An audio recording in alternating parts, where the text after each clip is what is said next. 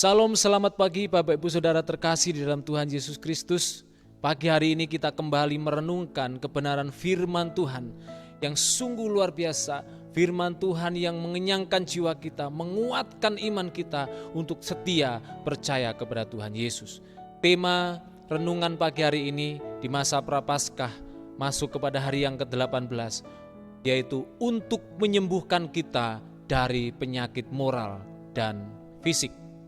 Mari kita baca di dalam Yesaya 53 ayat 5. Ganjaran yang mendatangkan keselamatan bagi kita ditimpakan kepadanya, dan oleh bilur-bilurnya kita menjadi sembuh. Kemudian kita baca di dalam Matius 8 ayat 16-17. Dia, yaitu Tuhan Yesus, menyembuhkan orang-orang yang menderita sakit. Hal itu terjadi supaya genaplah firman yang disampaikan oleh Nabi Yesaya. Dialah yang memikul kelemahan kita dan menanggung penyakit kita.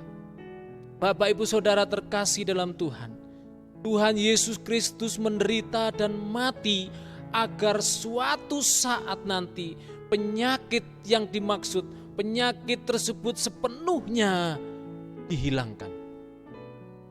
Penyakit dan kematian bukan bagian dari maksud Allah sejak semula Allah menciptakan dunia ini.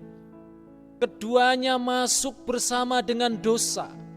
Kematian dan penyakit penderitaan itu bagian dari penghukuman Allah atas ciptaannya.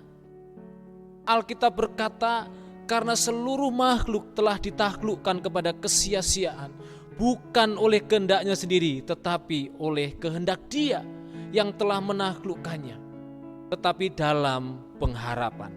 Roma pasal 8 ayat 20. Allah menaklukkan seluruh makhluk kepada kesia-siaan untuk menunjukkan betapa mengerikannya kejahatan moral. Termasuk di dalam kesia-siaan ini adalah kematian dan juga sakit penyakit. Sama seperti dosa telah masuk ke dalam dunia oleh satu orang, dan oleh dosa itu juga maut juga masuk. Termasuk di dalam kesia-siaan ini adalah penyakit, penderitaan. Orang Kristen tidak luput dari kedua hal tersebut. Bukan hanya karena mereka saja, tetapi kita yang telah menerima karunia Roh Sulung, kita juga mengeluh dalam hati kita sambil menantikan pengangkatan sebagai anak, yaitu pembebasan tubuh kita. Di dalam Roma 8 ayat 23. Bapak Ibu Saudara terkasih dalam Tuhan, tetapi seluruh penderitaan akibat penyakit tersebut hanya untuk sementara. Kita menantikan suatu masa di mana penyakit fisik tidak ada lagi. Takluknya seluruh makhluk kepada kesia-siaan bukan hal yang permanen. Sejak awal penghukuman, Alkitab berkata bahwa Allah merencanakan adanya pengharapan.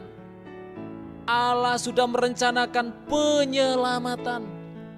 Maksud utamanya adalah agar makhluk itu sendiri juga akan dimerdekakan dari perbudakan kebinasaan dan masuk ke dalam kemerdekaan kemuliaan anak Allah. Ayat 8 ayat 21.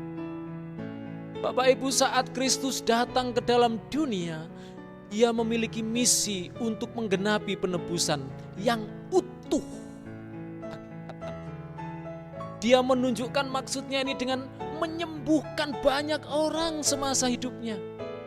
Ada banyak kesempatan di mana orang banyak berkumpul dan Dia menyembuhkan orang-orang yang sakit. Dalam Matius 8:16, Lukas 6:19, ini menjadi gambaran dari apa yang akan terjadi pada akhir zaman. Ketika Ia akan menghapus segala air mata dari mata mereka, dan maut tidak akan ada lagi.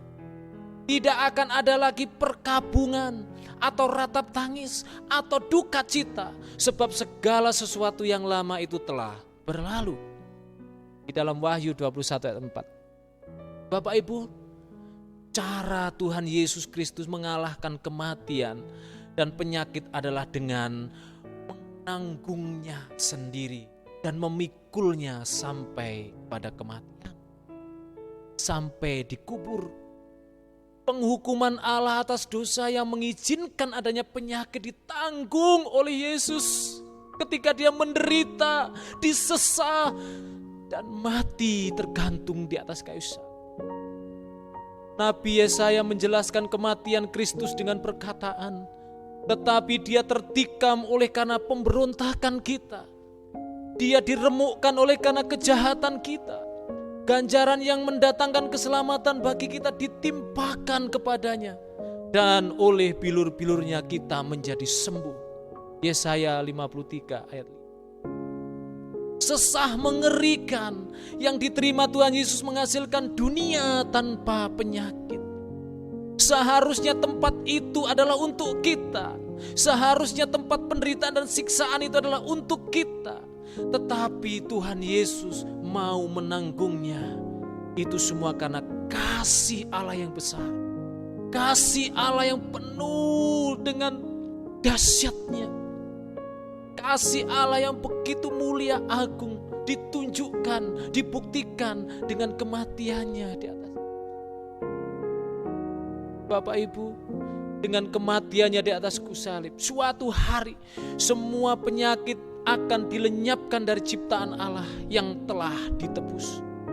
Akan ada bumi baru, kita akan memiliki tubuh yang baru, kematian akan ditelan oleh hidup yang kekal. 1 Korintus 15 ayat 54, 2 Korintus 5 ayat 4. Serigala dan anak domba akan bersama-sama makan rumput, singa akan makan jerami seperti lembu. Dalam Yesaya 65 ayat 25. Semua orang yang mengasihi Kristus akan menyanyikan nyanyian syukur bagi anak domba yang telah disembelih untuk menebus kita dari dosa dan kematian serta sakit.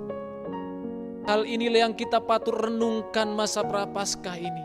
Mari kita semakin setia kepada Tuhan, semakin memberi diri mencintai Tuhan, berharap sepenuhnya kepada Tuhan. Akan masa-masa di mana kekekalan, kehidupan kekal itu menjadi milik kita. Kita terus menguatkan hati iman kita. Apapun tantangannya, jangan pernah tinggalkan Tuhan. Jangan pernah gadaikan imanmu dengan apapun. Jangan pernah kita kehilangan iman pengharapan kepada Tuhan Yesus. Kiranya Tuhan Yesus memberkati kita semua pagi hari ini. Amin.